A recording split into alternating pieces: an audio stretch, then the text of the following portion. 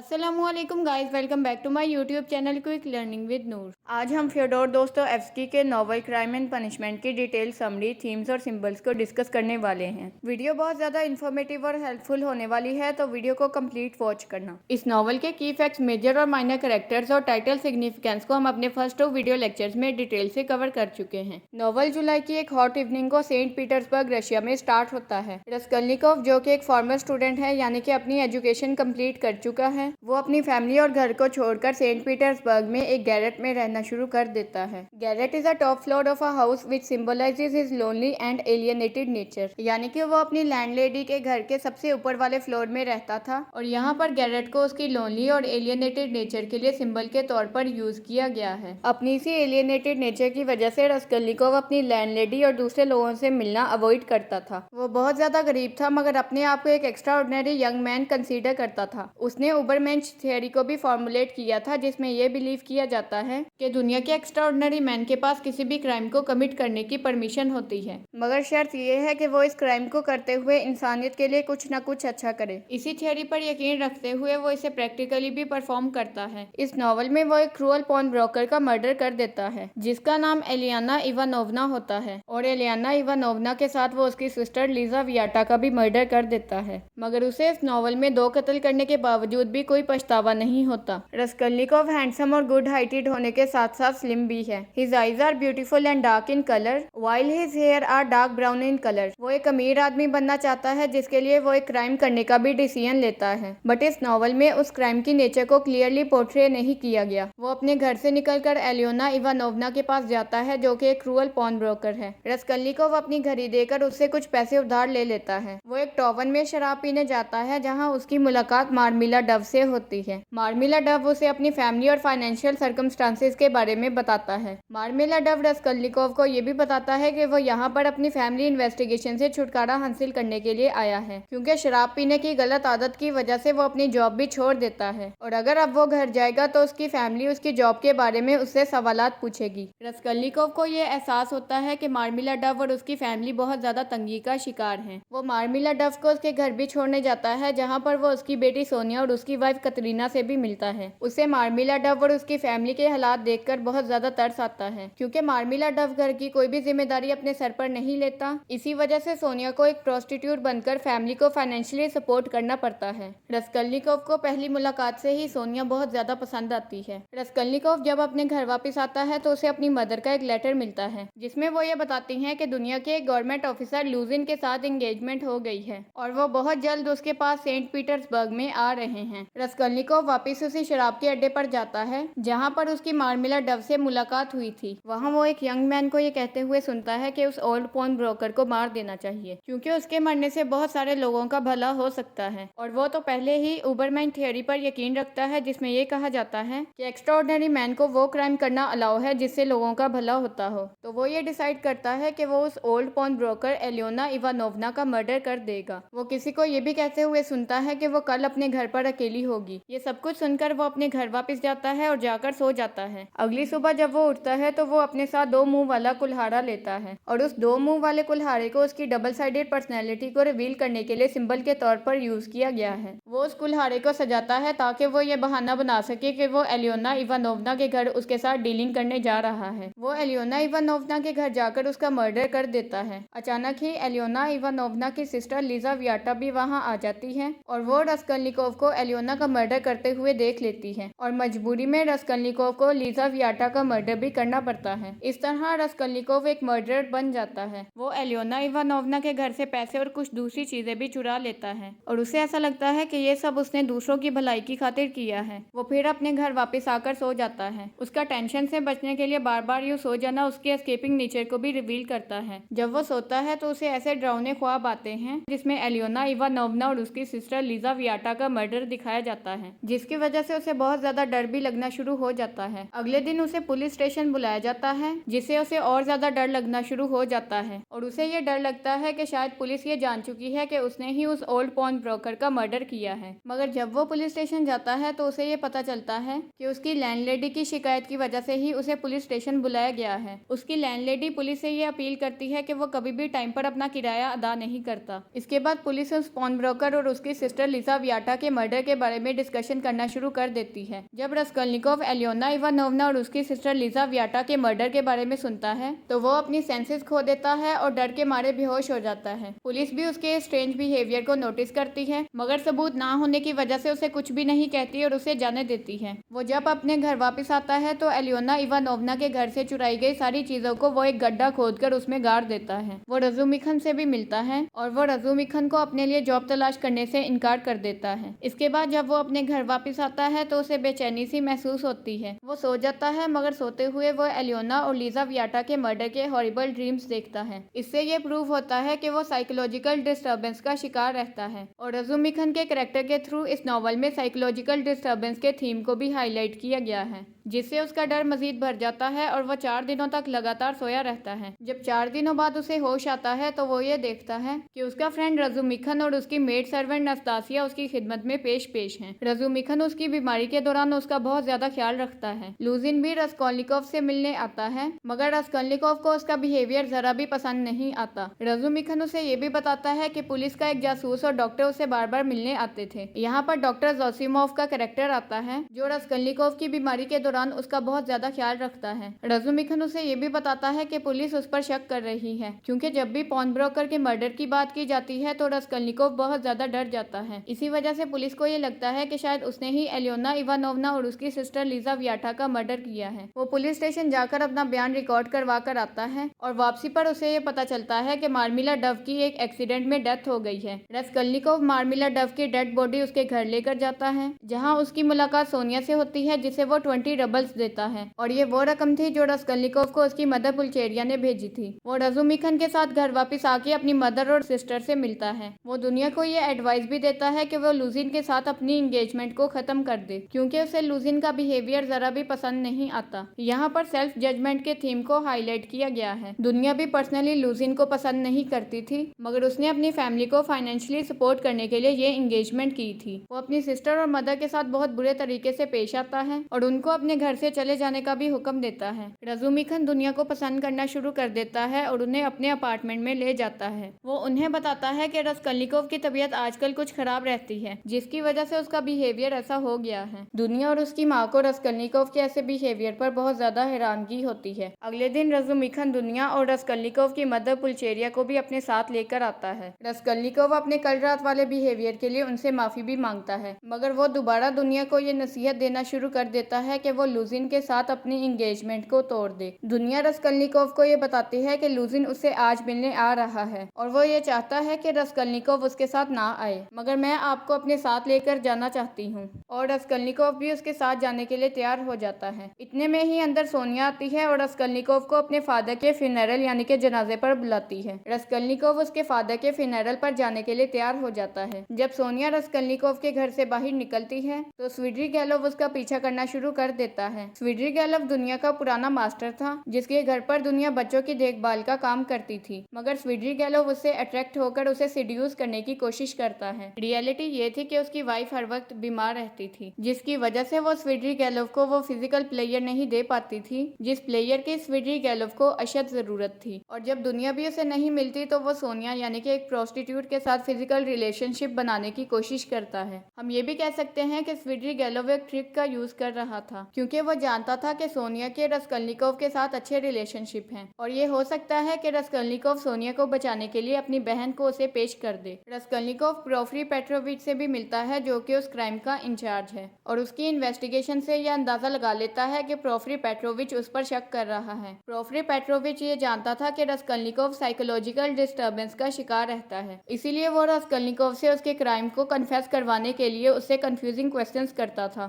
और रस्कोल्निकोव को ये डर लग रहा था कि प्रोफरी पेट्रोविच उससे उसका क्राइम कन्फेस करवा लेगा। जब रस्कोल्निकोव अपने घर वापस आता है तो उसे ऐसा लगता है कि उसके घर में कोई छुपा हुआ है, और जब रस्कोल्निकोव उसे पकड़ने की कोशिश करता है तो वो भागना शुरू कर देता है। रस्कोल्निकोव जब उसका पीछा करता है तो वो रस्कोल्निकोव को मर्डर कहकर भाग जाता है। रस्कोल्निकोव जब सो रहा होता है तो उसे दोबारा मर्डर के बारे में खौफनाक ख्वाब आते हैं। अगले दिन जब वो सुबह उठता है तो वो ये देखता है कि स्विड्रिगैलोव उसके सामने खड़ा है। स्विड्रिगैलोव ये चाहता है कि दुनिया उसके साथ शादी शादी कर ले। और वो रस्कल्निकोव को ये भी बताता है कि अगर दुनिया उससे शादी कर लेगी तो वो उसे 10,000 रबल्स देगा। और ये कि मार्फा पेट्रोवना यानी कि उसकी साबका बीवी ने मरते वक्त दुनिया के नाम 3,000 रबल्स की वसीयत छोड़ी है, मगर रस्कल्निकोव उसकी इस ऑफर से इनकार कर देता है, जिसके बाद वो वहाँ से चला जाता है। इसके बाद रस्कल्निकोव और रजुमिखन उस होटल में जाते हैं जहाँ पर दुनिया और पुल्चेरिया पहले से ही लुजिन से मिलने के लिए मौजूद होते हैं। लुजिन को ऐसा महसूस होता है कि दुनिया ने अपने भाई को बुलाकर उसकी इंसल्ट की है, क्योंकि वो दुनिया को पहले ही ये कह चुका था कि वो रस्कल्निकोव को अपने साथ ना लेकर आए। वो इस बात पर दुनिया से बहुत ज्यादा नाराज हो जाता है और वहाँ पर आए सब लोगों के साथ बदतमीजी से बात करता है, जिससे दुनिया को यह एहसास हो जाता है कि उसने लुजिन के साथ एंगेजमेंट करके बहुत बड़ी गलती कर ली है। और अपनी इसी गलती को सुधारने के लिए वो लुजिन के साथ अपनी एंगेजमेंट को तोड़ देती है। लुजिन के इसी मिसबिहेवियर की वजह से दुनिया उससे दूर हो जाती है। लुजिन को बहुत ज्यादा गुस्सा आता है, मगर वो बगैर कुछ कहे वहाँ से चला जाता है। वहाँ पर बैठे सब लोग बहुत ज्यादा खुश होते हैं, मगर रस्कल्निकोव उनका मूड खराब करने का एक जरिया बनता है। वो ये सबको बताता है कि वो अब ये चाहता है कि दुनिया को देखने कोई और लड़का ना आए। ये कहते ही वो अपना मूड खराब करते हुए गुस्से में उस कमरे से बाहर चला जाता है। रजुमिखन रस्कल्निकोव का पीछा करता है और उसका चेहरा देखते ही ये पहचान लेता है कि वही कातिल है।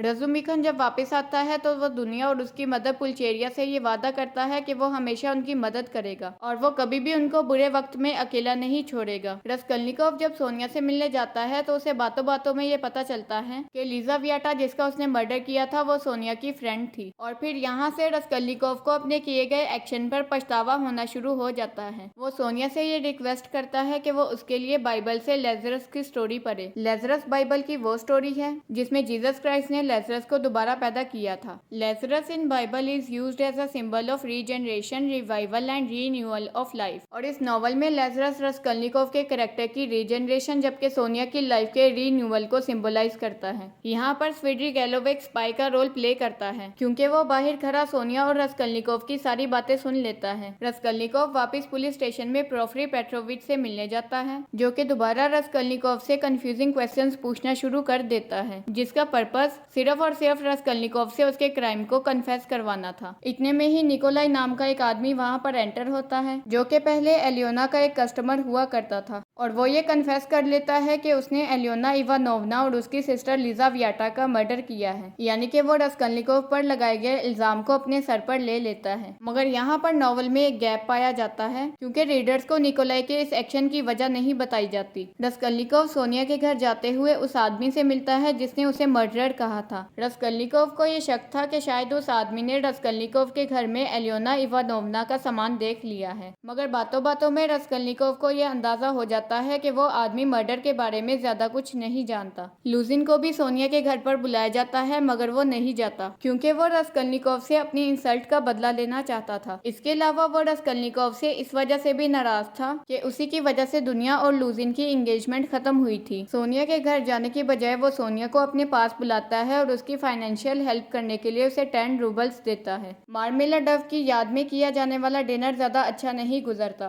क्योंकि मार्मेलाडव एक एल्कोहलिक पर्सन था और उसके दोस्त भी उसी के जैसे थे। लुजिन उस डिनर में आकर सोनिया पर यह इल्जाम लगाता है कि उसने उसके 100 रूबल्स चोरी किए हैं, मगर सोनिया लुजिन के लगाए गए इल्जाम से इनकार कर देती है। लुजिन के इसरार करने पर जब सोनिया की चेकिंग की जाती है तो उसकी पॉकेट से 100 रूबल्स निकलते हैं। तो यहाँ पर लुजिन सोनिया को एक एजेंट के तौर पर यूज करता है, जिसके थ्रू वो रस्कल्निकोव को ब्लैकमेल करेगा। मगर सोनिया पर लगाए गए चोरी के इल्जाम को सच साबित होने से पहले लुजिन का दोस्त वहाँ पर आ जाता है और वो ये हकीकत सबके सामने खोल के रख देता है कि सोनिया जब लुजिन से मिलने गई थी तब लुजिन ने ही धोखे से सोनिया की पॉकेट में ये 100 रूबल्स रखे थे। Most of the time prostitute के कैरेक्टर वल्गैरिटी को रिप्रेजेंट करते हैं, मगर इस नॉवल में सोनिया को एक प्रोस्टिट्यूट होने के बावजूद भी इनोसेंस के सिंबल के तौर पर यूज किया गया है, क्योंकि सोनिया ही रस्कल्निकोव की रिडेम्पशन का एक जरिया बनती है। रस्कल्निकोव सोनिया के रूम में जाकर ये कन्फेस कर लेता है कि उसी ने एलियोना इवानोवना और उसकी सिस्टर लिजावियाटा का मर्डर किया है। सोनिया उसे ये एडवाइस देती है कि उसे अपना क्राइम कन्फेस कर लेना चाहिए और पुलिस के सामने सरेंडर करने से शायद उसकी सजा कम हो सकती है। अभी वो दोनों इस टॉपिक पर डिस्कशन ही कर रहे होते हैं कि सोनिया के रूम में एक पर्सन एंटर होता है, जो सोनिया को ये बताता है कि फाइनेंशियल प्रॉब्लम्स और हस्बैंड की डेथ की वजह से उसकी मदर पागल हो चुकी है और उसने सड़कों पर भीख मांगना शुरू कर दी है। पुलिस से हाथापाई के दौरान वो जमीन पर गिर गई और जब लोग उसे उठाकर उसके घर छोड़ने गए तो घर पहुंचते ही उसने दम तोड़ दिया, यानी कि उसके बाप के साथ साथ उसकी माँ भी मर गई। स्वीड्री गैलोव इस मौके पर सोनिया से मिलने आता है और फाइनेंशियल एड के नाम पर उसे कुछ रकम भी देता है और वो रस्कल्निकोव को ये बताता है कि मैं जानता हूँ कि तुम ही असल कातिल हो। रजुमिखन रस्कल्निकोव को ये बताता है कि जब उसके कातिल होने की खबर उसकी माँ और उसकी बहन को मिलती है तो वो इस खबर को सुनकर बहुत ज्यादा शॉक्ड होते हैं। हत्ता के रस्कल्निकोव की माँ ये यकीन ही नहीं कर पाती कि उसका बेटा एक कातिल है। प्रोफरी पेट्रोविच आकर रस्कल्निकोव से मिलता है और उससे माफी मांगता है कि पुलिस की वजह से रस्कल्निकोव को इतनी ज्यादा तकलीफ हुई क्योंकि उन्हें निकोलाई की शक्ल में कातिल मिल चुका है। मगर प्रोफरी अभी भी सेटिस्फाई नहीं होता और वो रस्कल्निकोव से ये कहता है कि वो अपने क्राइम को कन्फेस कर ले। अगर वो खुद अपने जुर्म का एतराफ कर लेगा तो उसकी सजा में कमी की जा सकती है। स्वीड्रिगैलोव रस्कल्निकोव को ये बताता है कि उसने 16 साल की एक लड़की से मंगनी कर ली है मगर वो अभी भी दुनिया का मुंतजिर है क्योंकि वो ये जानता है कि दुनिया ही उसका आखिरी और सच्चा प्यार है। वो किसी तरीके से दुनिया से मिलता है और उसे ये धमकी देता है कि वो उसका रेप कर देगा मगर दुनिया उसे बताती है कि वो उसे बिल्कुल भी प्यार नहीं करती और वो स्वीड्रिगैलोव की ही पिस्टल उठाकर उस पर गोलियां चलाना शुरू कर देती है। स्वीड्रिगैलोव को इस बात पर यकीन आ जाता है कि दुनिया उसमें कोई भी दिलचस्पी नहीं रखती। वो दुनिया से अपनी पिस्टल वापस लेता है और उसे अपने घर से जाने देता है। वो एक होटल के कमरे में जाकर सो जाता है और अपनी सेक्सुअल डिजायर्स को ड्रीम्स की फॉर्म में पूरा करने की कोशिश करता है। हवस भरे ख्वाबों को देखकर जैसे ही उसकी आंख खुलती है तो वो सुसाइड कमिट कर लेता है। रस्कल्निकोव पुलिस के पास अपना कन्फेशन लेकर जाने से पहले अपनी मदर, अपनी सिस्टर और सोनिया से मिलता है। सोनिया से क्रॉस देती है जो कि जीसस क्राइस्ट की प्रॉब्लम्स को सिंबलाइज करता है जो उन्हें क्रूसिफिकेशन से पहले और क्रूसिफिकेशन के टाइम फेस करना पड़ी थी और ये क्रॉस गॉड पर उस कंप्लीट फेथ को भी सिंबलाइज करता है जो फेथ कभी भी रस्कल्निकोव की पर्सनैलिटी में प्रेजेंट नहीं था। रस्कल्निकोव जब पुलिस स्टेशन जाता है तो उसे ये पता चलता है कि स्वीड्रिगैलोव ने सुसाइड कमिट कर ली है और उसके माइंड में एक बार के लिए ये ख्याल भी आता है कि स्वीड्रिगैलोव को ही ये पता था कि वो एक मर्डरर है। अब तो स्वीड्रिगैलोव भी मर चुका है तो मुझे कन्फेशन करने की कोई भी जरूरत नहीं है। मगर उसके जमीर से ये आवाज आती है कि उसे सोनिया की इंस्ट्रक्शंस को फॉलो करना चाहिए। इसीलिए वो पुलिस के सामने अपने क्राइम को कन्फेस कर लेता है और उसे 8 साल के लिए जेल में बंद कर दिया जाता है। इसके बाद के सीन में 1.5 साल का अरसा गुजर चुका होता है। इस लंबे अरसे में उसकी माँ भी सदमे से मर जाती है क्योंकि वो रस्कल्निकोव से बहुत ज्यादा प्यार करती थी और उसके बगैर नहीं रह सकती थी। रजुमिखन भी दुनिया से शादी कर लेता है और सोनिया भी करीब के टाउन में रहना शुरू कर देती है और वो हर कुछ दिनों के बाद साइबेरिया की जेल में रस्कल्निकोव से मिलने आती रहती है और यहीं पर ये नॉवल खत्म हो जाती है। जैसा कि हम ऑलरेडी डिस्कस कर चुके हैं कि इस नॉवल में यूज होने वाले प्रोमिनेंट थीम्स में alienation and loneliness, crime and punishment, money and poverty, sufferings of poor, psychological disturbance, idea of super power and super abilities, madness, free will and coincidences, romantic elements like love and sexual dreams और obsession for physical pleasure जैसे themes शामिल हैं। इस novel में बहुत सारे symbols को use किया गया है। हत्ता के इस नॉवल का टाइटल और कैरेक्टर्स भी सिंबॉलिक सिग्निफिकेंस रखते हैं। पहले हम ये डिस्कस करेंगे कि कैसे इस नॉवल के कैरेक्टर्स को सिंबल्स के तौर पर यूज किया गया है। रस्कोल्निकोव जो कि इस नॉवल का प्रोटैगनिस्ट है उसे ओवर कॉन्फिडेंस और नहिलिज्म यानी कि सेल्फ लव के सिंबल के तौर पर यूज किया गया है और नहिलिज्म भी इस नॉवल के इंपॉर्टेंट थीम्स में से एक है जो रस्कल्निकोव के कैरेक्टर के लिए सबसे ज्यादा सूटेबल है। रस्कोल्निकोव उबरमेंश की थियरी पर बिलीव रखता है। इसी वजह से वो ओवर कॉन्फिडेंस का शिकार हो जाता है कि वो एक एक्स्ट्रा ऑर्डिनरी मैन है जो उसे मर्डर जैसे क्राइम को कमिट करने पर मजबूर करता है। मार्मिला डव अपनी फैमिली को बिल्कुल भी सपोर्ट नहीं करता और इस तरह उसका कैरेक्टर मेल वीकनेसेस को सिंबलाइज करता है। सोनिया इस नॉवल में एक प्रोस्टिट्यूट होने के बावजूद भी प्योरिटी और इनोसेंस को सिंबलाइज करती है। स्वीड्रिगैलोव पहले दुनिया और फिर सोनिया को सेक्सुअली एक्सप्लॉइट करने की कोशिश करता है और स्वीड्रिगैलोव का कैरेक्टर इस नॉवल में ह्यूमन की एक्सप्लॉइटिंग नेचर को सिंबलाइज करता है। अब हम इस नॉवल में यूज होने वाले सिंबल्स को डिस्कस करेंगे। इस नॉवल के स्टार्ट में ये बताया जाता है कि रस्कल्निकोव एक गैरेट में रहता है जो कि रस्कल्निकोव की लोनली और एलियनेटेड नेचर को सिंबलाइज करता है। इस नॉवल की सेटिंग सेंट पीटर्सबर्ग रशिया में रखी गई है जिसे रशिया में रहने वाले लोगों के प्रोफेशन, मैनरिज्म और क्राउड को रिप्रेजेंट करने के लिए सिंबल के तौर पर यूज किया गया है। मार्मिला डव अपना सारा टाइम वाइन शॉप पर गुजारता था और रस्कल्निकोव भी बार बार अल्कोहल कंज्यूम करता था जो कि उनकी पर्सनैलिटी की वीकनेस और रियलिटी से एस्केप होने वाली नेचर को सिंबलाइज करता है। रस्कल्निकोव जिस एक्स से एलियोना इवानोवना और उसकी सिस्टर लीजा वियाटा का मर्डर करता है वो एक्स रस्कल्निकोव के डबल साइडेड नेचर को सिंबलाइज करता है। नॉवल के एंड में जो क्रॉस रस्कल्निकोव को सोनिया देती है